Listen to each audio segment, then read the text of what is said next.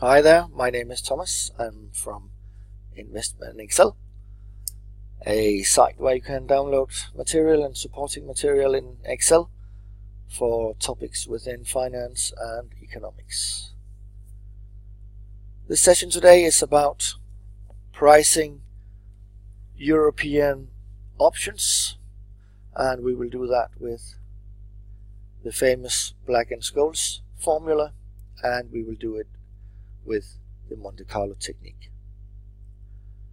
This topic is slightly advanced and will primarily focus on the pricing technique, so please refer to other sessions on investmentexcel.com if you would like to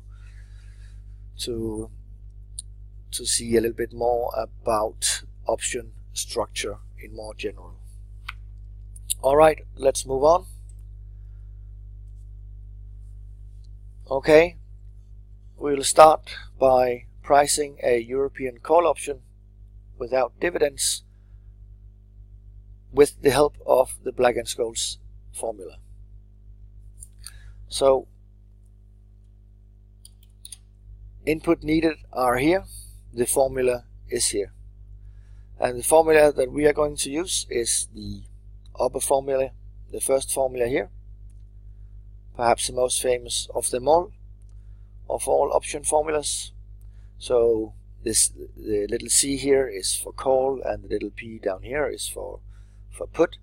So obviously both the call and the put can be priced, and you see the parameters needed in here, all readily available today. Of course, you have to make some assumptions on the rate and the volatility.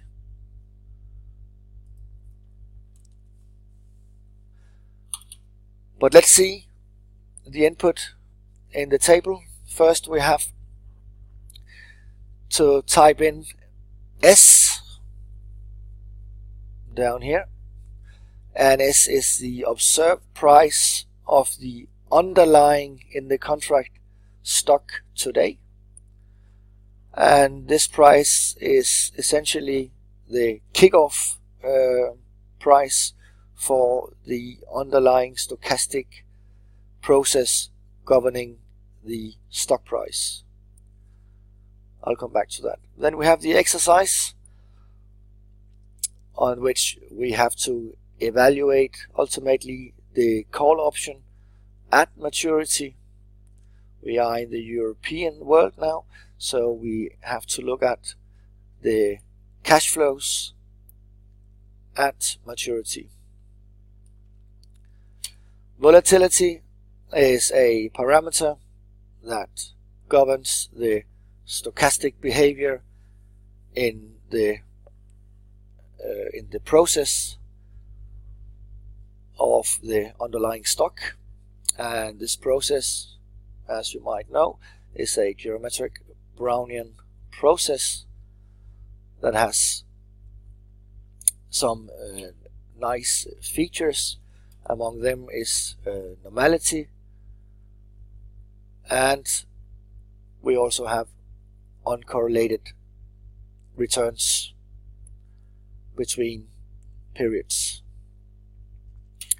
We need the risk-free rate. I should just say that at the Black-Scholes formula assumes a flat volatility structure, so no time dependence in volatility. The risk-free rate is assumed flat as well, and we have here 5%, and then we have the maturity of the call option is 10, we have dividends is 0. Putting all these simple parameters into the model, the upper model here will give you 54. So this is the price for the call. The price today for a product where you have an upside of the underlying stock price and you have limited your downside. So at exercise, if the stock price drops below 100, this is the structure in the call, there is no cash flow, so it's 0, and if it's above, this is what you realize. So, but obviously this comes at a cost. Such an asymmetric and positive structure comes at a cost, and this is exactly the call price or call premium. We can do the same calculation with the put, and between these there is a relationship that is called the Put-Call Parity, and it can easily be derived as well on back of these simple assumptions.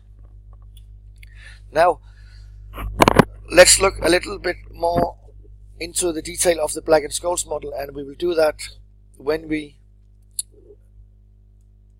calculate or try to replicate this call price by Monte Carlo and by simulation. So what we do is to, on maturity date, we have to draw from the distribution that the Black-Scholes model assume, and they assume a log return distribution, which means that the stock return, the log of the stock return from day 0 today to maturity year 10 is normal. Sorry. And because it's normal, we have negative values as well. And this relationship follows from the geometric Brownian motion and how this is related to log returns. So this is, if I draw many times, I will draw 250, I would also get a normal distribution. So I simply take out numbers from the already assumed parametric distribution of normal log returns. Given these, I calculate the corresponding stock price, and I do that by simply exponentializing the log return. And because I exponentialize, there will be no negative outcomes of the stock price. So the stock price is a log normal price distribution, and over here we have a normal log return distribution. These two differences conceptually and mathematically often causes headaches among students, but they're two different but interrelated distribution. This is the distribution that we are looking at when we're going to evaluate the call price or call value at time t, at maturity.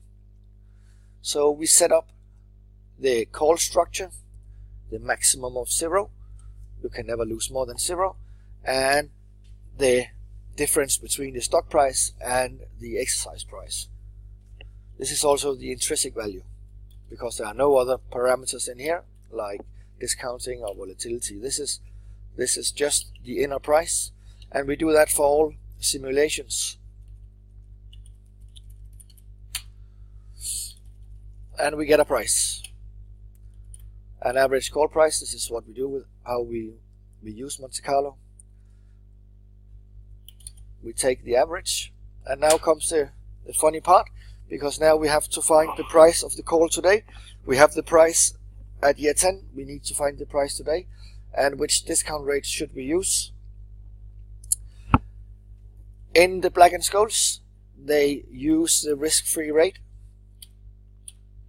and the risk-free rate is used because the return on a call option, of a plain vanilla call option, can be replicated with another portfolio that can be shown to only deliver the risk-free rate. So in order to prevent arbitrage, then the two prices, they have to be aligned. And this can only be the case if the expected return on the call option is 5%. as well. Essentially, this is also a risk-neutral process. Back when Black-Scholes they developed it, they didn't use the risk-neutral process or risk-neutral approach.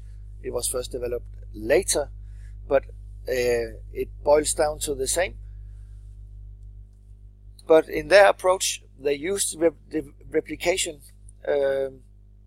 argument as well, but it was used to show that the risk premium has to drop out in the calculation.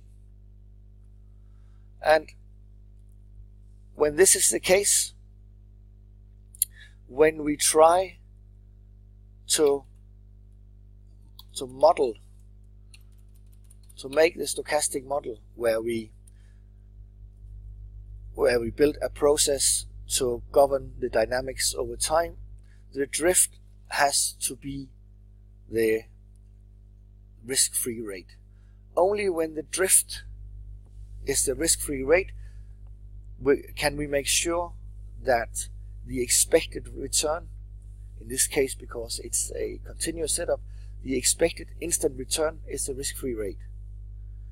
So this is the fine thing about the risk-neutral measure, that if we just put in the risk-free rate in the process, then the distribution, the ultimate distribution at time t, for instance, governed by or given by this risk-free rate, is changed compared to if there was a risk premium in it, and this change exactly corresponds to the risk-free return. So the probabilities have changed, and given the changed probabilities, we can now be sure that the return is the risk-free rate.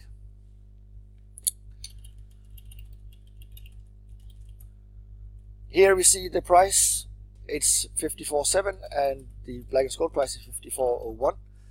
And the principle that we rely on here is a law of large numbers. So if I continued with more draws, I would get closer and closer and closer to it. I can also just activate the randomizer to see different paths. Right now 250 draws, that's just one path. I can change the path, and you can see the black line over here, which is the approximated Monte Carlo price, and it's compared to the assumed correct price from the Black-Scholes, and it's getting closer and closer and closer. Obviously, we don't need to use simulation with Monte Carlo when we have a closed form solution. We can just type in the numbers.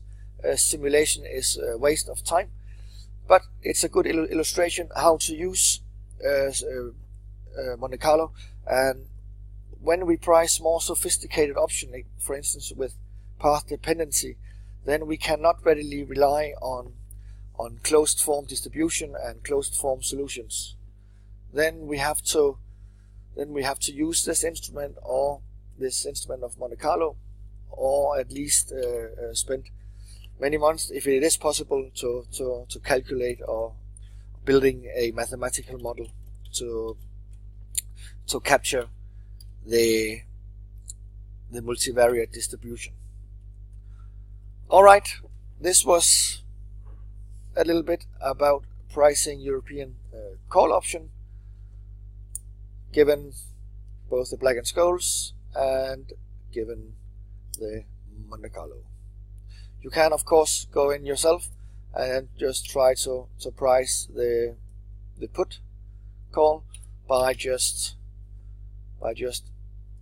changing the structure up here so it matches the put option structure, and then over here, if you like to have the graph as well, you can just type in the fixed put price. Alright, thank you.